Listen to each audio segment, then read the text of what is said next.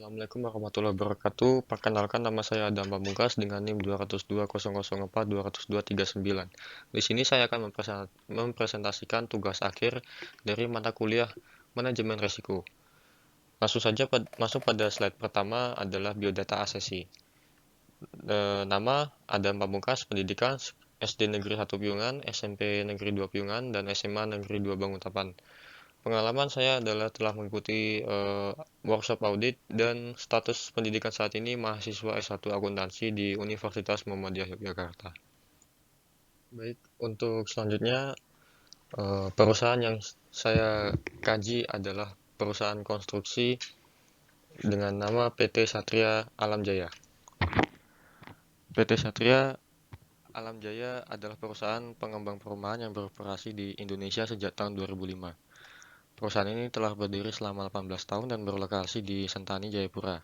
PT Satria Alam Jaya dikenal karena komitmennya terhadap keunggulan dan kepuasan pelanggan. Mereka mengutamakan desain yang inovatif, konstruksi yang berkualitas, dan pilihan lokasi yang strategis. Perusahaan ini juga memiliki tim yang terampil dan berpengalaman dalam pengembangan properti, mulai dari perencanaan hingga penyelesaian proyek.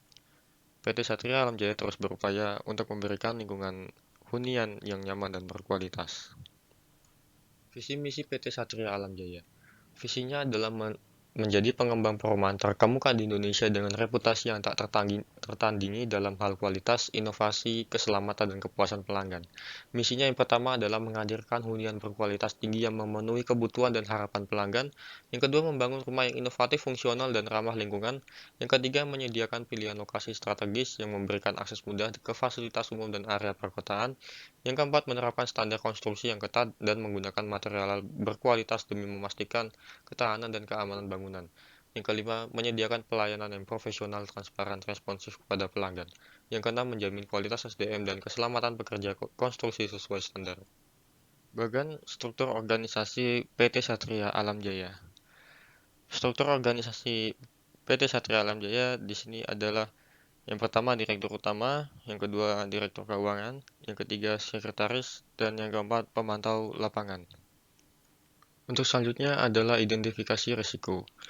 Kejadian risiko yang pertama yaitu adalah risiko tidak tercapainya target pendanaan dari bank pada perusahaan. Akar penyebabnya yaitu ketidaksesuaian persyaratan dan kriteria bank, serta risiko proyek dengan kompleksitas teknis yang tinggi.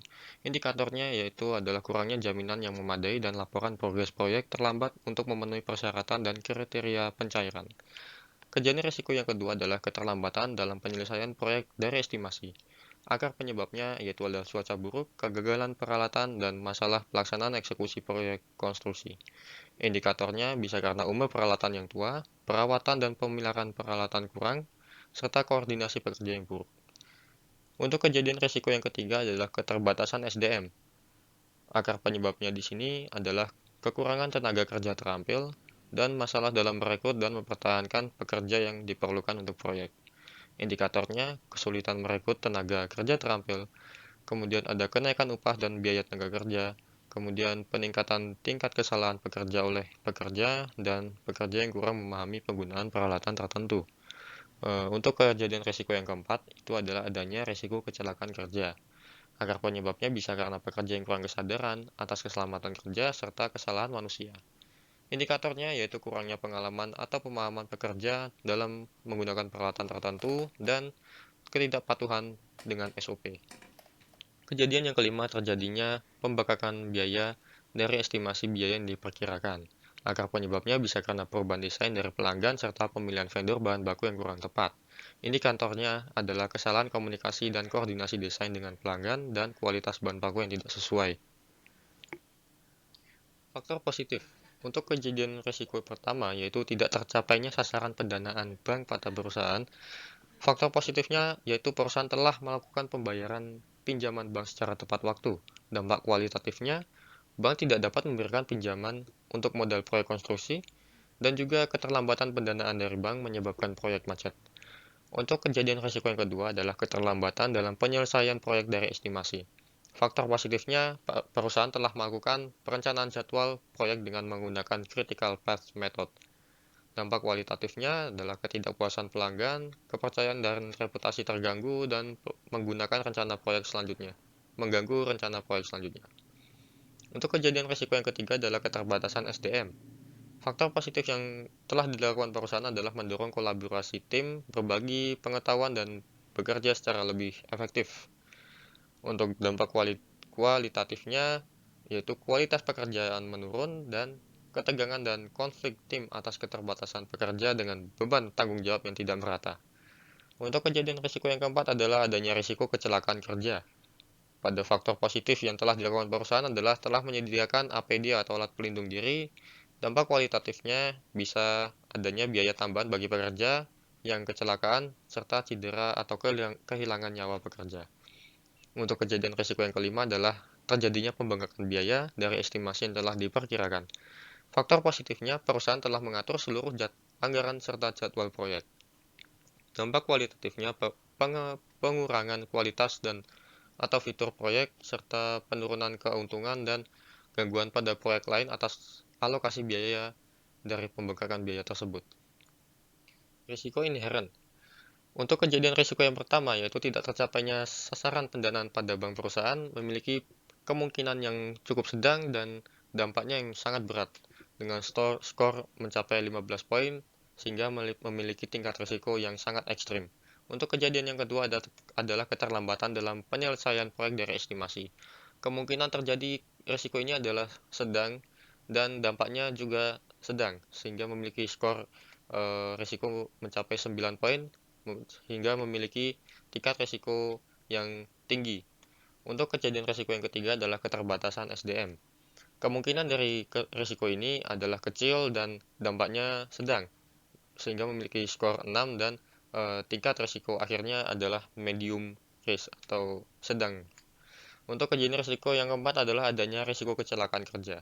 Kemungkinan untuk kejadian risiko ini adalah cukup besar, yaitu 4 poin, dan dampaknya juga berat 4 poin, sehingga skornya 16, termasuk dalam risiko yang ekstrim.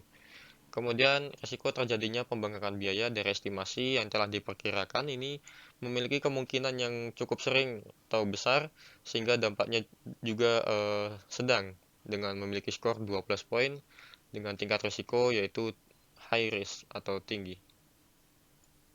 Mitigasi risiko. Untuk kejadian pertama, yaitu tidak tercapainya sasaran pendanaan bank pada perusahaan yang risk owner-nya yaitu adalah Bapak Suwardi, memiliki tindakan 4 mitigasi risiko. Yang pertama adalah perencanaan keuangan dengan melakukan analisis keuangan yang mendalam untuk memastikan bahwa estimasi pendanaan proyek akurat dan realistis. Yang kedua, diversifikasi sumber pendanaan proyek dengan melibatkan lebih dari satu lembaga keuangan. Yang ketiga, menjalin kemitraan dengan perusahaan konstruksi lainnya. Dan yang keempat adalah perencanaan cadangan keuangan dilakukan dengan yang pertama, peninjauan keuangan perusahaan termasuk tinjau cash flow, pendapatan, pengeluaran. Kemudian ada penetapan tujuan cadangan keuangan dengan menentukan jumlah nominal yang uang cadangan atau presentasi sebesar 20% dari pendapatan tahunan. Untuk mitigasi kejadian risiko yang kedua, yaitu keterlambatan dalam penyelesaian proyek dari estimasi jadwal, mitigasinya adalah melakukan perencanaan proyek yang komprehensif dan terperinci sebelum memulai proyek. Yang kedua, membuat jadwal proyek yang realistis, menghindari penetapan tenggat waktu yang terlalu ketat dan tidak realistis. Dan yang ketiga adalah melakukan pemantauan progres proyek secara teratur dan pantau kinerja tim dan rekan.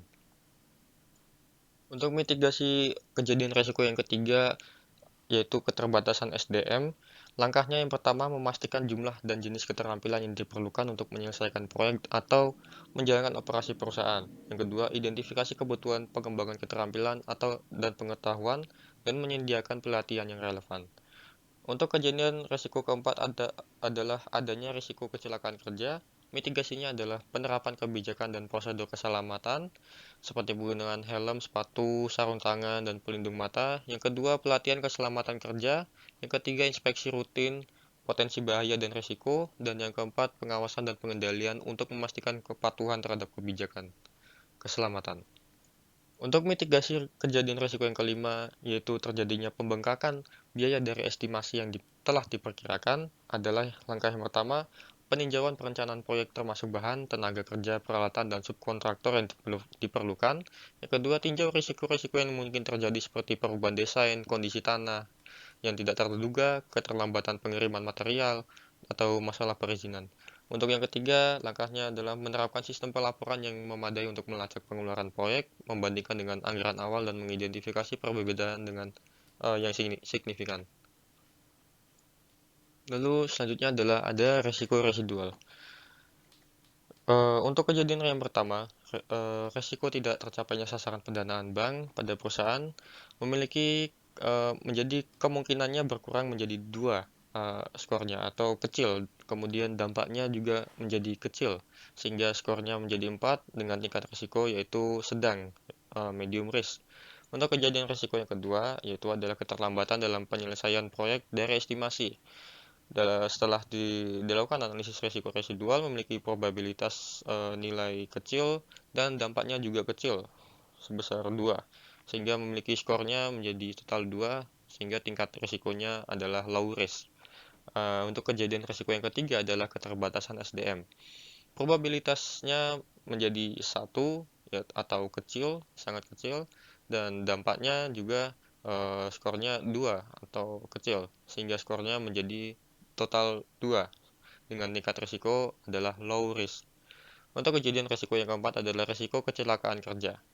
Probabilitasnya berkurang menjadi 2 atau kecil dan dampaknya menjadi 3 atau sama dengan sedang. Sehingga skornya adalah 6 dengan tingkat risiko menjadi medium risk. Untuk kejadian risiko yang kelima adalah terjadinya pembengkakan biaya dan dari estimasi yang telah diperkirakan. Probabilitasnya menurun menjadi 2, sedangkan dampaknya juga menurun menjadi 3 atau sedang, sehingga skornya adalah 6 dengan tingkat risikonya menjadi medium risk. Berikut adalah tampilan profil risiko inherent. Pada warna-warna yang tertera pada layar dapat dilihat ada warna hijau, kuning, jingga, dan merah. Untuk warna hijau berarti risiko yang kecil, kuning adalah risiko medium, jingga adalah risiko yang tinggi, dan merah adalah risiko yang ekstrim. Untuk probabilitasnya di sini ada 1 sampai 5 seperti dapat dilihat pada bagian kiri, dan kemudian pada bagian paling bawah ada dampaknya yang juga memiliki level 1 sampai 5. Untuk dampak risiko finansial di situ memiliki dampak level 1 yaitu kurang dari 0,2 BTR. Untuk dampak level 2-nya itu 0,2 BTR sampai 0,4 BTR. Kemudian dampak level 3-nya itu 0,4 BTR sampai 0,6 BTR. Dampak level 4-nya 0,6 BTR sampai 0,8 BTR. Dan juga dampak yang terakhir paling tinggi adalah 0,8 lebih dari 0,8 BTR. Untuk dampak reputasi atau di sini adalah kepuasan dan kepercayaan terhadap hasil proyek. Untuk dampak level pertama yang paling ringan itu klien sangat puas dan kepercayaannya meningkat. Untuk dampak level 2 atau ringan itu klien tidak puas dan kepercayaan tetap tidak berpengaruh. Untuk dampak level yang ketiga atau sedang itu ketidakpuasan dan kepercayaan itu menurun pada klien yang terbatas. Untuk dampak yang level keempatnya, ketidakpuasan dan kepercayaan menurun secara signifikan dan menyeluruh. Nah, untuk dampak yang paling fatal atau yang kelima itu hilangnya kepercayaan klien. Untuk risiko dampak sumber daya manusia atau permasalahan dalam pekerjaan. Untuk dampak level yang pertama paling ringan itu pekerja melakukan pekerjaan dengan sangat baik. Ya, untuk dampak level 2 atau ringan, pekerja mengalami gangguan pekerjaan secara individu namun tidak signifikan pada produktivitas proyek. Untuk dampak level 3 atau sedang itu pekerja mengalami gangguan pekerjaan secara tim namun tidak signifikan pada produktivitas proyek. Untuk dampak level 4 atau berat itu pekerja mengalami konflik tim berkelanjutan dan berdampak signifikan pada proyek. Dan untuk yang dampak paling fatal atau kelima, kehilangan pekerja dan tim kunci proyek secara menyeluruh berdampak krisis proyek. Untuk dampak keselamatan kerja. Dampak keselamatan kerja memiliki risiko level 1 atau ringan sekali itu adalah aktivitas pekerja yang sangat aman terkendali dari risiko kecelakaan Untuk level 2-nya, aktivitas pekerja berpengaruh terhadap kesehatan jangka pendek pekerja. Untuk level 3-nya, aktivitas pekerja itu berpengaruh terhadap kemungkinan kecelakaan kerja yang ringan. Untuk level yang keempat lebih tinggi, itu aktivitas pekerja berpengaruh terhadap kemungkinan kecelakaan kerja yang lebih serius, seperti mungkin patah tulang atau cedera yang luka robek. Dan kelima adalah aktivitas pekerja yang memiliki resiko kecelakaan tinggi yang fatal terhadap cacat fisik atau kematian. Untuk dampak perencanaan proyek. Dampak perencanaan proyek memiliki 5 level. Yang pertama, proyek telah berjalan sesuai dengan seluruh aspek perencanaan. Untuk level yang kedua, dampaknya proyek mengalami penyesuaian kecil tetapi tidak berpengaruh signifikan pada jadwal dan hasil proyek. Untuk level yang ketiga itu proyek melakukan peninjauan ulang dan revisi pada perencanaan yang meragukan. Yang level keempat, dampaknya proyek melakukan revisi substansi perencanaan berdampak signifikan pada jadwal dan anggaran. Dan yang kelima, dampak yang berat adalah proyek tidak mampu mencapai tujuan perencanaan sesuai jadwal dan anggaran. Dan pada lingkaran-lingkaran yang di dalamnya ada angka-angka 1, 2, 3, sampai 5, itu menunjukkan adalah hasil dari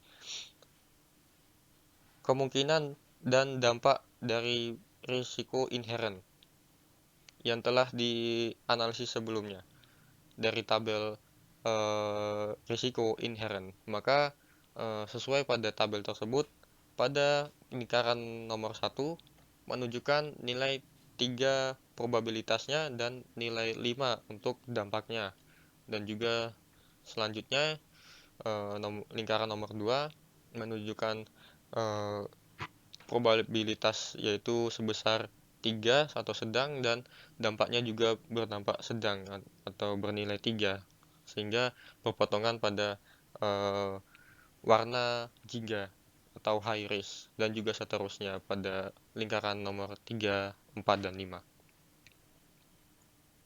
Untuk profil resiko residual sama seperti profil resiko inherent, namun resiko residual ini adalah hasil dari pengurangan atau mitigasi atau penanggulangan yang dilakukan sehingga menurunkan semua dampak atau maupun risiko-risiko yang telah terjadi di profil inherent.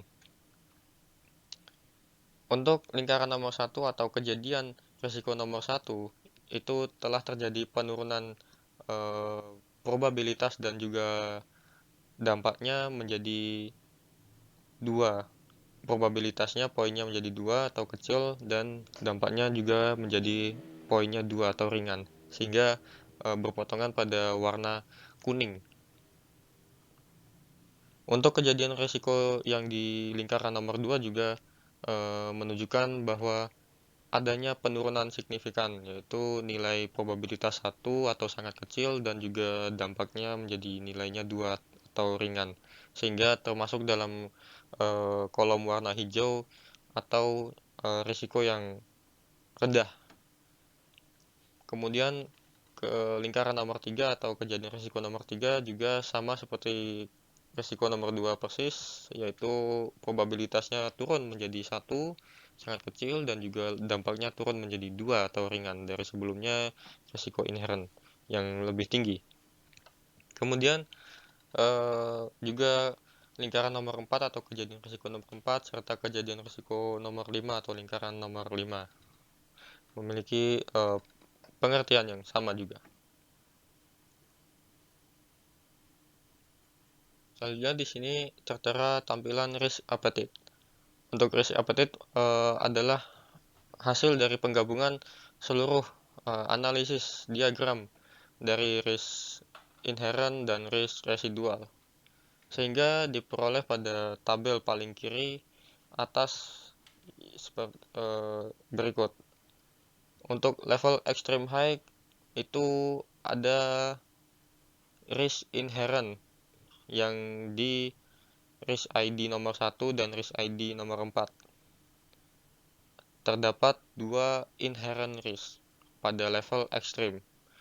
Kemudian pada level high risk itu terjadi pada risk ID nomor 2 atau kejadian nomor 2 dan kejadian risiko nomor 5.